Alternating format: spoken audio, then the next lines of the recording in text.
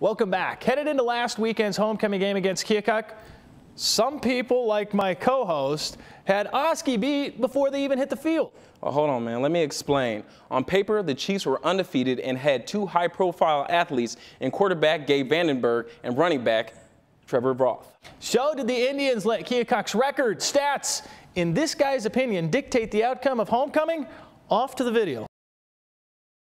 This one. Now, I'm a little confused because I see this week this game is worth 2 points. And when I'm looking at the standings, number 3 taking on number 11. Did I fall asleep at the wheel? Because last week, Texas played Iowa State. And I said this earlier.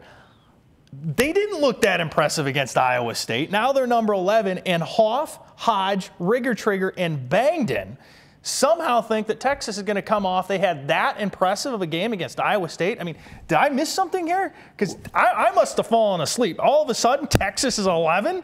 Well,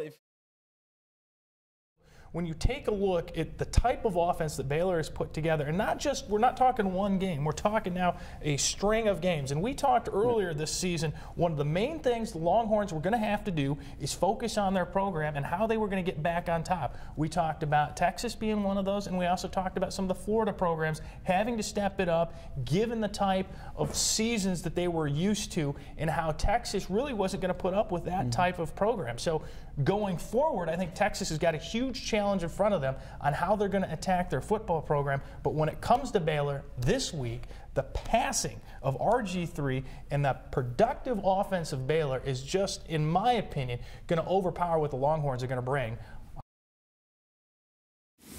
This week, our bonus game, the Battle of Red, happening at Camp Randall. Number 8 Nebraska taking on number 7 Wisconsin. Myself, Pat, Tango Maureen, Hoff, Mama Home Team, Hodgematic, Bangden, J-Mad.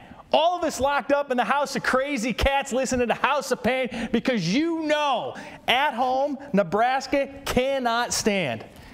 I can't stop laughing, but you know, again, we were just talking about Baylor, high-scoring offenses. When we look at Whedon, when we look at Randall, Smith, Cooper, the type of packages they're putting together from an offensive standpoint are so superior to what they've been facing defensively. So far, nobody's been able to step up and shut these guys down. Second passing overall, 401.6 yards. That's ridiculous. And again, they're one of many teams that are doing this type of numbers. The bigger question is, does the ISU loss really throw the Cowboys out of the national championship? You know, I just don't like Oskaloosa on the road. I think they have a lot to learn in this program, and they still have a lot to prove. Oskaloosa routinely on the road has stumbled from time to time and time. And if you want to stay on top in the pick'em contest, and I'm just saying because I won last year, you got to take some risks, and you got to understand where the teams have been falling in the past. New coach, new program. This is a chance for them to step up and learn how to win on the road. This would be great if my pick is wrong this week, but I'd really like to see them, you know, step up. And I love one of the points that you made earlier about Texas needing to get back on track. It reminds me a lot of what Florida State has to do. We're talking about two programs that have a lot to prove. This season, they're going to have to change. These programs absolutely will not tolerate losing. They're not going to put up with it. And you hit it right on the head. Texas, being a football state more than anything, and maybe even the biggest state in the union, they're going to make sure that they're going to fix the holes in this program and step up. I look for Texas this week. Iowa, but there are 3 people hanging out there with Penn. That's Pat, Rigger-Trigger, and yourself. Why are you going with Penn State and not Iowa? You know, here's the problem with Iowa, and every Iowa fan knows this, is we never know what team's going to show up on Saturday. And we have the Iowa State team, and then we have how they did against Louisiana Monroe, who they looked awesome against, but Monroe was moving the ball, so it was just kind of a stay-at-home defense. They were pushing around. The reason that I really went against the Hawkeyes this weekend, one, they're playing at Happy Valley. We always know how tough that is, but it wouldn't be the first time that Iowa goes in there and disrupts what Penn State's doing. The major problem that I have is there's 2 things in my mind that don't go together. It's Iowa winning and bye weeks. I just don't see those things going together, and it seems like every time we have a bye week, it's always the Black Sunday of football, because you look at it, it's the one thing that when you have momentum on your side, I mean, I was just dropping surgical strike after surgical strike. Now, bye week. Now we go into Happy Valley. Which team are we going to have? I don't like them on the road. I don't like them going in there. I went with Penn State. Well, I'm not sure if you can say they're all that in a bag of chips, but it's tough to say when they haven't lost. I think it's one of those things when you look at Houston, it's that same argument when we talk Boise State. It's that same argument when we talk TCU. When you talk about these teams that are outside what we consider to be the norm, or the teams that we look for to be the top of the line. When you're first in passing yards overall, 449.7. They're first in points overall, yet again. Again, another high-power offense. We're talking 52.7 points per game. They've got Sims, they've got Hayes, they've got Edwards, they've got Johnson. They've got a huge receiving core that they can be able to go through and cash in on. I think it's going to be tough for anybody, at least in Southern Miss's case, to come in and take down Houston. Houston overall, again, it comes back to that same question. Are they good enough to go and beat the big teams in the Big Ten and the Pac-10 and all the other super conferences that are beginning to develop, or are they going to turn out to be like the TCUs and the Boise States? You know, when we look at everything, you know, the one team that I think is the most dangerous team in the country right now is Iowa State. They came in, they beat the Cowboys at number 2 at Ames at a night game. Now, you can argue that the Cowboys had a lot of external problems going on that Friday with the crash that they had. I don't think that had a whole lot to do affecting the football team. I think when you're traveling and you're playing at night, they had on a Friday night, they were outside of where they're normally used to being. Iowa State, they had the opportunity. Iowa State right now can knock off anybody, anywhere, at any time. However, when you look at K-State, we talked about them earlier in the season, about their consistency throughout the program, throughout their schedule. We look at Klein. They've got Harper and Lockett on there.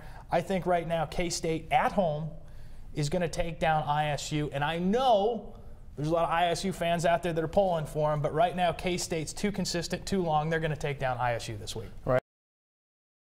And you know what surprises me, Jay, is when we take a look at all the teams as we go through our pick, I mean, you just kind of look at the top 25 in general. There are 3 or 4 teams that are used to scoring almost 50 points a game. I don't really ever remember seeing that. I think when you take a look at some of the super conferences that are coming together, they have been so focused on putting together high-power offenses that it's almost like these places have forgotten defense. And you can kind of see this reflecting that some of these defenses are adjusting to these new super conferences and how they run their offense. I mean, 50 points a game, and we're not talking just 1 or 2 teams that are doing this. I mean, we're talking 3 or 4 of them. So when you look at the overall, it's impressive to me to see the type of offenses that have been put together by some of these top 25 teams.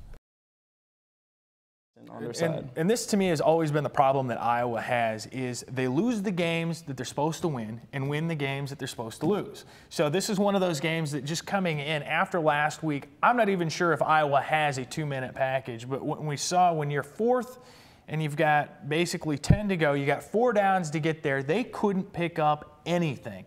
And again, I think it goes back, you know, if I'm Kirk Ferentz after last week's game, he has got to start stepping up and focusing on the 2-minute package, because it was clearly evident after the game against Minnesota that they've got a hole to fix right there. But I think coming in, this is a game that they're going to lose. There's nothing spectacular about Iowa on a stat side at all to even remotely talk about.